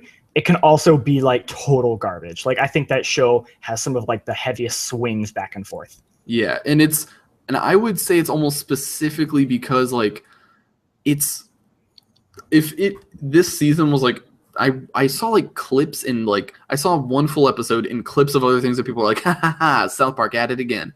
And it was like the perfect crystallization of like, here are some dudes that are kind of out of touch and like think they're liberal and upbeat with like the current state of things, but actually aren't. Like they think because they're using comedy and like kind of have a liberal stance that they can get away with like making fun of safe spaces for people who actually have a shitty time in this world. So like they literally did this, they did this big musical number making fun of space spaces. Hey, Trey Parker, Matt Stone, I bet you don't know what it's like to be any of those things that you made fun of that day, or the fact that you think it was super hilarious to have a kid with mental disabilities say the word retarded and think it was good because he was standing up for free speech. Guess what? No one would actually do that because the word is used as hate speech towards them. So fuck you. That's my South Park rant. Let's move on. God damn it. I'm not opposed to you making, it's just, I was like, I know he's gonna do it. Like, I'm not trying to like, just like Matt, stay on focus. I'm like, all right, Matt, let's move on. You're like, yeah, we'll move on, but I've got it. And I'm like, God damn it, he's gonna do it. Fuck, he's gonna do it. Damn it, Matt, damn it. All right. I need to read It was you 2 more. minutes. It was 2 I need you. Okay. All right. Ghost Recon Wildlands. I literally know nothing about this. What? Okay. What is that game? I'm going to tell you. Yo, shite. Let me tell you why. Okay, good. I'm on board. This is a reoccurring thing. Okay. They showed that game. It looked impressive visually. They showed a demo on the stage. It looked good. It looked impressive. We saw on the show floor, you got to play it. The demo we played, not me specifically, but like a bunch of people I know played, compared to what they actually showed, was so different. Like, it was, you know that whole thing where people like see a Ubisoft press conference and they're like, wow, that looks amazing. And then the game actually comes out and everyone's like, well, if you actually compare it to the E3 thing, like the lighting's way worse and like it doesn't do this and like it looks shit. And like, you know, people like call out Ubisoft for that. Mm-hmm. This was that, except like you already noticed the difference between the thing they showed at their press conference and the demo you played on the show floor. And you're like, wait a minute, holy Ubisoft, you're doing it again. That's pretty weird. That's pretty poor, poor form. It was a lot of people came out of that demo very unimpressed with it compared to what they saw at the conference, and they were like, that's like a different fucking game. That's interesting. So yeah, that's I'm gonna say shite on that one. That's my feelings on that one. I'll go along with that. I feel like Ghost Recon has not gotten a good thing made in a while. It's kind of a shame that that's happening. If that game could work, if that game was what they planned, it could be awesome because it's like a 4-player version of like what you could do in Metal Gear, where like you're picking these things and like tactically figuring out how to like approach them. Like that could be awesome, but like I don't think it's gonna work. Yeah. All right. God, we're close. We're so close. Believe me. We're not that close. We're pretty close. So what's next? Steep. Don't know what that is. Is another one where you could brush through it. Mm-hmm. What is Steep? A steep was the Ubisoft snowboarding thing. No. Okay. I kind of like snowboarding. Did it Don't care look about good? sports thing. I don't know. It looked okay. It's just like it's not something I'm ever really particularly like into. Sure. So I don't know. Maybe it'll be cool. All right, that's the thing. Snowboarding. Me. Yeah. Watch Dogs 2. I am really I think gameplay wise, that game looks better than the first one. Like, ooh, Sure. like it looks like a fun open world game. Okay. I think everything about the narrative is concerning because I'm not sure how they're playing it. Yeah. Where it's like, we're hackers and we're hacking, like, you know, like, aren't we sick? Like, my laptop says epic fail on it. And you're like, okay, now when you do that, are they going like, are they playing it straight where they're like, fuck yeah, man, like hackers and fuck the system, hashtag Big Brother 2.0? Or are they, or is the commentary like, man, don't these people all fucking suck? You know what I mean? Yeah. And like, I can't tell which one they're leaning towards. Because also the other thing about that game is it's not just like, hey man, we're hackers. It's also like, we're hackers and here I'm going to pull out this assault rifle and fucking shoot people. And you're like, what? Like, you know what I mean? Because that game has this whole like, you can play the whole thing stealthy or you can go loud. And you're like, okay, well, if I'm going loud, if I'm like a hacker group trying to like take down this internet corporation and I'm going loud, like, why don't I just get a bunch of fucking guns and shoot everyone? Like, why are we bothering with this like hacker bullshit? Yeah. It's super weird. Like, I don't think they understand how to handle it. Like, because either you have to go like, if you're going to have like goofy hacker stuff, you have to go like 100% goofy, like full on, just like camp that's like not in the realm of reality at all. But it feels like they think they're in the realm of reality, but it's coming off as like super like not in tune with what hacker stuff actually is like. Yeah. And so I'm going to say, based off of what they showed tonally, I'm going to say shite. Okay. I will say that I don't like most Ubisoft open world games. Shite. Doesn't. Hey guys, maybe do it good once. That's such a harsh thing to say, but like, I've tried many. Let me tell you, not a good one in the bunch. For Honor, I have a ton of notes on For Honor. Can I please do my ramble on For Honor? It's not actually that long. It'll take like 2 minutes. Okay, so here's the setup. I was watching gameplay of it, and I was like, this could either be shitty or great. It could be shitty because it looks really easy, but like interesting. Like it could be great because like maybe this is like slower Dark Souls combat, which is like kind of simplified for the everyman that like is too afraid to play Dark Souls. Maybe it could get people into this really interesting like slow form of like combat in a video game. And the more I watched it, the more. All right, so these notes are going to take you through my thought process on the game. I was like, horrible or great For Honor. Hand-to-hand combat game like Dark Souls, maybe, or awful. Maybe it's for Dark Souls babies. One-shot enemies, no threat, very slow enemies, easy to kill. These slow, tough enemies have obvious fighting stances. The dialogue is terrible. The voice acting is bad. Third-person voice over all of the action. Oh, maybe it was this game. There might not be. Actually, you know what? I take back what I said about the Sony Ben game, about the third-person voice acting. It was over this game. It was all over this game. Oh, okay, it was. Okay. There's third-person voiceover action all over this game, and it was bad. Actually, this is probably bad. It looks really easy, and not like in a easy to get into. Like the whole thing looked easy. So the one-shot enemies didn't like do any damage, and you killed them in one shot. Not like Dark Souls, where at least one-shot enemies could actually F up your effing life.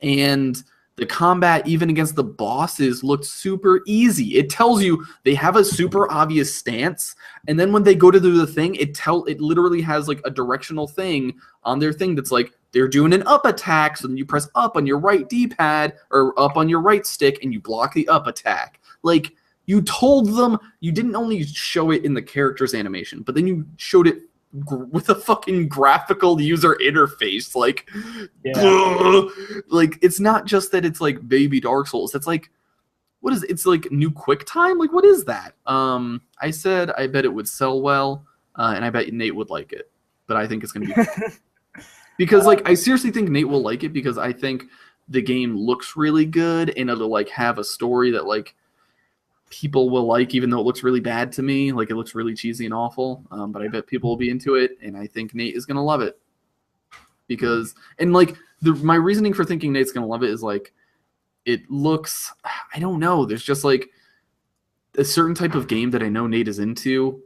He likes Assassin's Creed, and this almost is like a new thing that I think he's going to be into. I bet you they're going to make a bunch of For Honors, and he's going to love them, and I think they're going to be awful. Or at least I think it'll not be good. Or it'll be horrible, and Nate will dislike it, and I'm just wrong. But I think Nate will like it, and I bet it will sell well, but it looks like super bad to me. What do you think? What do you think about For Honor? I kind of agree. Yeah, I'm just like, no. Do you think Nate will like it? It looked Rise. You know what I mean? What? It looked like Rise to me. Yes. Kind of reminded me of Rise. Yeah. And like I thought the combat would like, I was like, oh, but the combat might be engaging. And then I was watching it. I was like, it's probably better, but it still looks not good.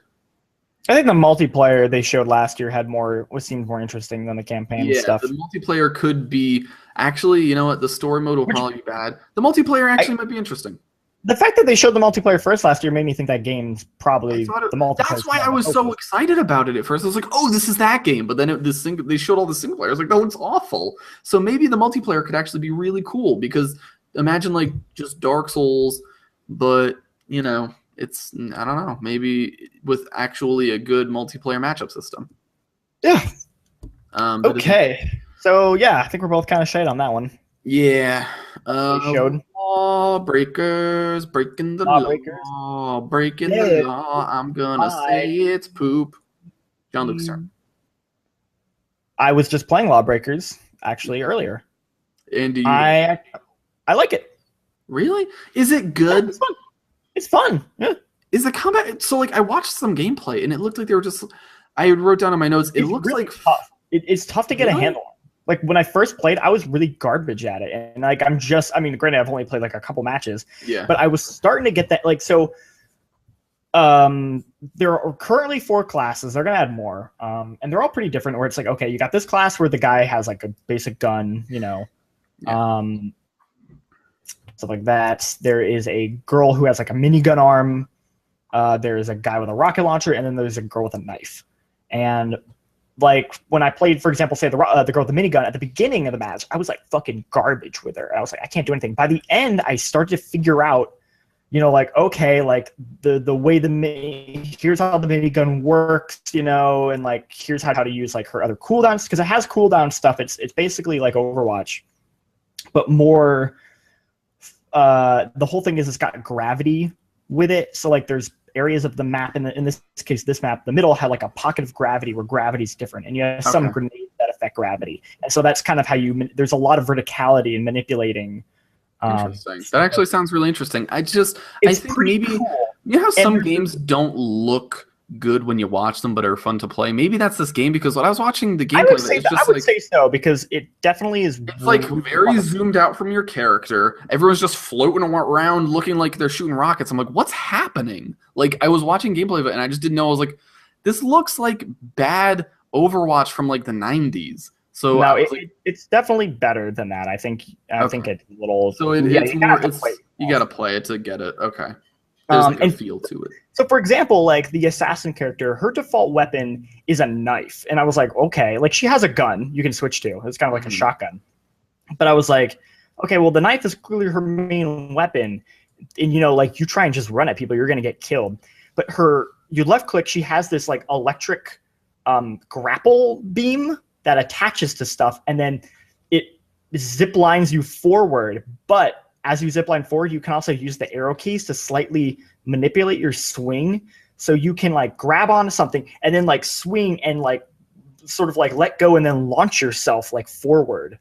And so you can do that to move around the map. So what I would do is I'd be like, I'm going to swing up, and then I see a guy down there. You can grapple directly onto that guy and pull yourself towards him and then just fucking like knife stab him. And so that character is all, and then she has like a short little like dash that moves her forward quickly. And so that character, like you play it totally different, where you're just trying to like zip around and just stab people as quickly as possible. And it was like, oh wow, like, and it was really hard to get a handle on. Like it was challenging to like master that grapple. But as I got better with it, I was like starting to get like, I got like a triple kill, and I'm like, damn, like this is super rewarding. So I would say it has a much bigger learning curve than Overwatch. Like Overwatch, I think, does a really good job at making you feel like important and good from the get-go. Yeah. And this game, definitely I felt like, oh god, I'm awful at it. But as I got better, I was like, oh, this is actually like super satisfying. Did you like sign up for a beta? Like, how'd you get into that? They just launched their alpha, their closed public alpha, so like you could go on their website and sign up for it. It's only for the servers right now are going to only be open for today till tomorrow. I got a code for it. Is there going to be a way to pay your way into it eventually? Because that's just how I get into things now. Yes, so they are going to put it on early access sometime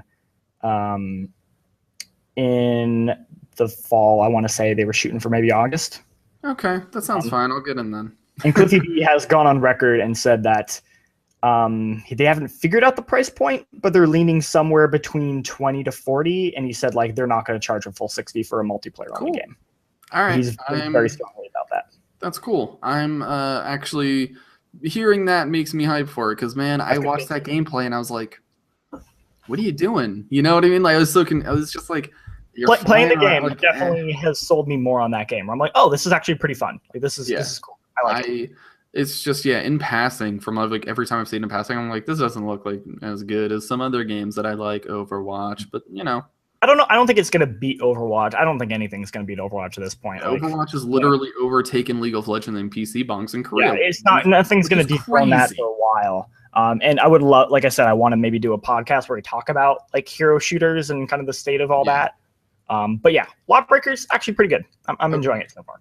Let's get through these vid games. We've got a couple left. Let's wrap up. Tacoma, I haven't seen anything new about that, but from what I saw a while ago, I thought cool. Yeah, it's the new story-driven game, but it's in space from Fulbright, the people who made Her Story. Hype is real. Get there. Jean-Luc, hype? I'll play anything by Fulbright. I'll give him a shot. Yep. Hype is real. Gwent card game. I don't play card games. Shite. Your turn. Okay. I am hype just because. So, Gwent was this card game in Witcher 3, right? That would have pulled you away from the. I bet I know what you're gonna say. So I never played it because you were playing The Witcher 3. Because I was playing The Witcher 3 exactly. Like if you start The Witcher 3, now that it's a separate product, you'll give it a try because it's a separate video game. Yeah, because it's like I'm not gonna sit down and learn this goddamn card game and play it for several hours because I have like a fucking 100 hours to go put in this goddamn RPG I'm trying to play. Yep, and people could spend like 40 hours playing that card game, so that's crazy. Yeah. And it's like, I'm glad people really like that card game, but I was just like, this game seems like a great card game that I don't want to play in this game. So I'm excited that they're making a standalone thing because then I can give it. I'm more willing to invest in it as a card game. Oh, I'm stretching really good right now. All right, Agents of Mayhem. I'm hype. What is that? You don't know about? It's the new game by the Saints Row people. Oh, really? Okay, I'm hype then. It takes place in the Saints Row universe, but it's not Saints Row. It's really weird. It's like this class-based third-person, like action shooter. It's I don't know. I'm just like I'm excited about it because like the art is really my jam. I'm into this style. Yeah. I'm into it. I'm actually very interested because the Saints Row universe has become crazy and interesting, but I didn't play the earlier game, so I was missing out on like all the inside jokes. But like now that this could be like a fresh kind of weird entry point into it, I'll definitely jump on board. It seems like, and it's not specifically like Saints Row, but it like, you know, like there's like tie-ins in like a way that I'm like, okay, like sure, like why not, you know? But like by not calling it Saints Row, they can kind of make whatever they want, which is like exciting. Gravity Rush 2. Gravity Rush 1 was the best video game on the PlayStation Vita. Stand by that. Believe except for Persona 4 Golden. That's true. Well, different kind of game, but like I both top tier. Both top tier video games. Yeah. I think the Gravity Rush was I had like a lot of people were like, "Man, eventually Gravity Rush got really boring and tedious." I loved it the whole time. I beat that game and was like, "Fuck, that was great." I beat it and I enjoyed it, but there were definitely things about it that I was like, man, if they just like fix this and tweak that and is Gravity Rush 2 just gonna be on PS4? Go from, like good to like fucking awesome. Is that only gonna be on PS4? I think so. Have you, dude? It looks really good. Like, I know. But I wish the Vita like didn't die because the Vita was such a good console and that was such a good game on it. It's fine. It's fine. It's fine. It's fine. They put out that remaster on PS4. I don't care. It was great on the Vita. I know, but hey, whatever. Sony, I wish you didn't let your amazing console die. Yeah, I guess they had no third-party support, but God, that thing was really good. It was a really good thing. Here, but I guess while your scenario is unlikely, it's better that we got our scenario, which is, hey, they actually made a Gravity Rush 2, which otherwise they just wouldn't have fucking made. Everyone will play it and it'll be sick. Yeah. Like that's the positive spin on it. I almost wonder if because it was on mobile, it felt like I don't know. It was like it wasn't like hard to control in terms of like because it was a handheld. It was like hard to control because you're fucking controlling gravity and like you're flipping around and shit. It was sick. So I hope they kind of they can bring that to the console. I bet it'll be fine. I bet they will. Battlefield 1. Still, I kind of forgot about that earlier. That's fine. Battlefield 1, I'm very hyped for because everything they showed looked great. Yeah, it looks cool. Looks like a new good Battlefield. Not like some of the other ones that were recently put out. Do you remember Battlefield Hardline? Neither do I. Barely. VR games. Here's the thing. I just threw in this. I didn't know if we wanted to talk about some of the VR shit. I don't know where I stopped caring so much about VR. Maybe it's not that I'm not hyped for VR and I don't think it's going to be. Are you not hyped for PlayStation VR anymore? I want it, but I'm not like burning to get it for some reason. I really wanted it at launch before, and right now when I'm thinking about it, I'm like, right now all I'm thinking about is, wow, that's $400 that I don't want to spend. Sure. And there's other really good video games out there right now. Like, It's like hard especially because like, I know that'll be what a if sick Nintendo puts out their NX next year? Yes, I want the. That's the thing that I was literally thinking of. I want to buy the NX and Zelda and all these other sick games, and I do eventually want the VR, but maybe I should just wait till it's a little cheaper. But I want it now too. I just don't want to spend the money on it. Yeah.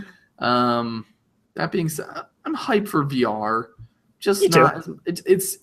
I'm almost less hyped for it because this E3 has shown that like, hey, you don't need VR for the games to be great. I'm like, oh yeah, you're right. And most of the games on VR aren't great right now because they haven't completely figured it out yet. So if there's one regret I did not get to, so you can go play the Resident Evil demo like right now on a PlayStation 4. Oh, cool. But yeah, you know that day they announced that you could go play that 20-minute demo. And I actually need to do that. I'm probably going to do that tonight. But they had the VR version at E3 because that whole game can be played in VR, and I really regret not having a big selling point for it. That's actually like a console seller.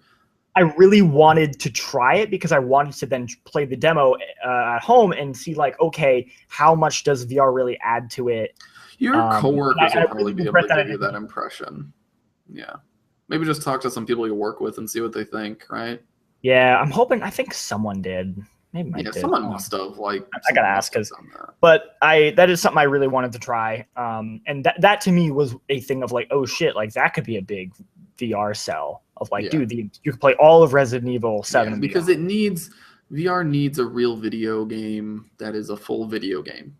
That's like, it sounds weird, but like it needs a full video game that makes the VR like that is the VR experience. You know. Oh, there's a Gwent beta. I'm gonna register for that. Oh boy!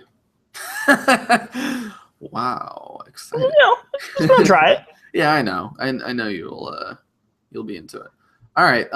So overall, this E3, like, I think the last E3 that was as good or better than this was the console launches for the PS4 and the Xbox One. And for me, it really was great because Sony fucking was back in the game. The PS4 is going to be rad and awesome, and like for the most part, I think people have been very pleased with the PS4. Mm-hmm. I think people are very happy about it, which is funny because I'm like, yeah, I'm very pleased with it. I also just don't play it much, but that's because I have a PC and I do most of the stuff on there. But I am happy that the PS4 has turned out so well and all that stuff. Anyway, I think the last really good E3 before this one was the console launch one several E3s ago. I think it was 2 or 3 years ago now, right?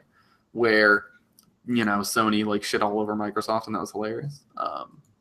Yeah. But I think E3, like, it's funny because people were very much, there was a lot of talk about like way less people at E3, also not as many like other people here at E3, but there were so many good games, and like Microsoft's gonna bring it back. You're gonna play all their games on PC, which I'm excited. Like, I'm excited for. I distinctly before I was only excited for Sony because I'm like, Sony's the only one making me happy right now. You're all failing. I was very down on Nintendo. I was very down on Microsoft. Now all three companies are making me very happy. Microsoft's going to let me play their games on my PC. Cool. Sony's going to give me more really good games to actually have a reason to play my PS4. Cool. I want to buy the new Nintendo console because Zelda's actually going to be a new interesting video game, and the new Nintendo console, yada, yada, other stuff. Like, those are they've all built up these reasons. Like, it's not just all of a sudden, Microsoft had been working about getting more games on Windows 10, and Nintendo has been putting out better software that's making me think about getting their next-gen console, right? Like, everyone's been putting in the work to be like, oh, shit, you're right. We can't just rest on our laurels. And this was the E3 that I think kind of showed off that work. That was like, here, it's coming. It's coming to fruition. You know what I mean? Yeah. So yeah, I am overall the C3 made me very hype. What about you? Yeah, so hype E3 was pretty good. What overall you think? What any grander closing thoughts other than its hype? I know I kind of said a lot. Yeah, you kind of said a lot. As you do. Yeah, I'm pretty hyped. I thought it was E3. There was a lot of stuff I'm really excited about. Yeah, I don't know. Zelda's probably the one that I came out the most positive about. If I had to say one thing that was negative towards Sony was that pretty much all the stuff they showed is like not coming out this year. That's You know true. what I mean? Like Yeah. Microsoft at least was like, like Halo Wars 2 is coming out. Like, the Xbox One S is coming out. Like Gears of War, like all the stuff they showed is like happening. Sony was definitely like far flung future, a lot of their stuff, which is a little disappointing because you are like, shit, I want that now. With the exception of, I think, like The Last Guardian was the one that's coming out this year. Yeah, October, I think. So, but yeah, I'm hype. Video games are fun. I came when I was at E3. I was just I just want to go home and play video games.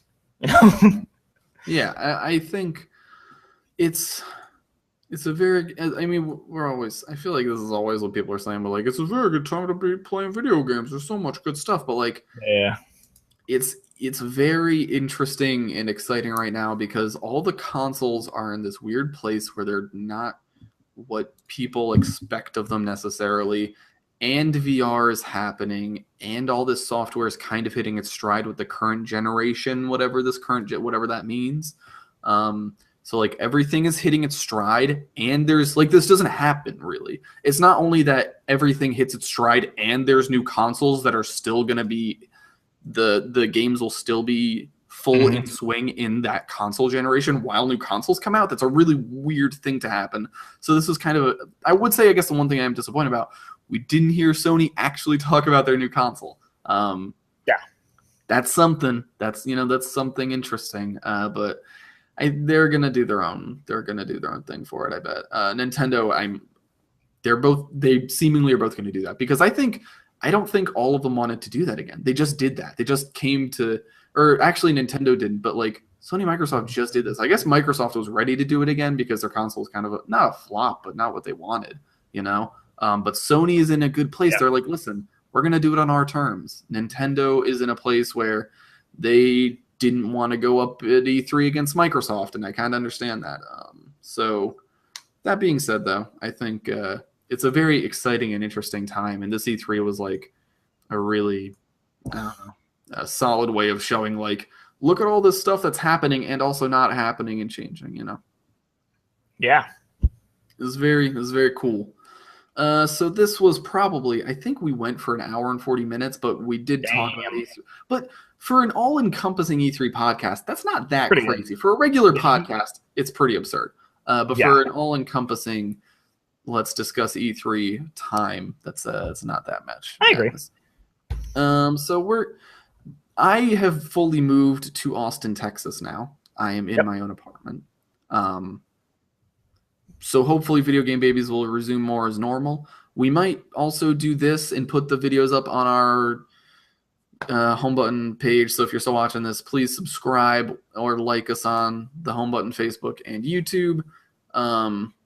You can follow us on Twitter. I'm at BagelMage, LOL. Jean-Luc on Twitter is at Jean-Luc Seipke. Yep. So hopefully, I think our regularity will become more normal with these things because Jean-Luc had to go to E3 and stuff, and I've been in the process of moving for 2 months, so that's happened. Now I'm done. So Thank you very much for watching. If you actually followed this point, which let's be honest, I could say yes. You're not here. No one's here. You're not here.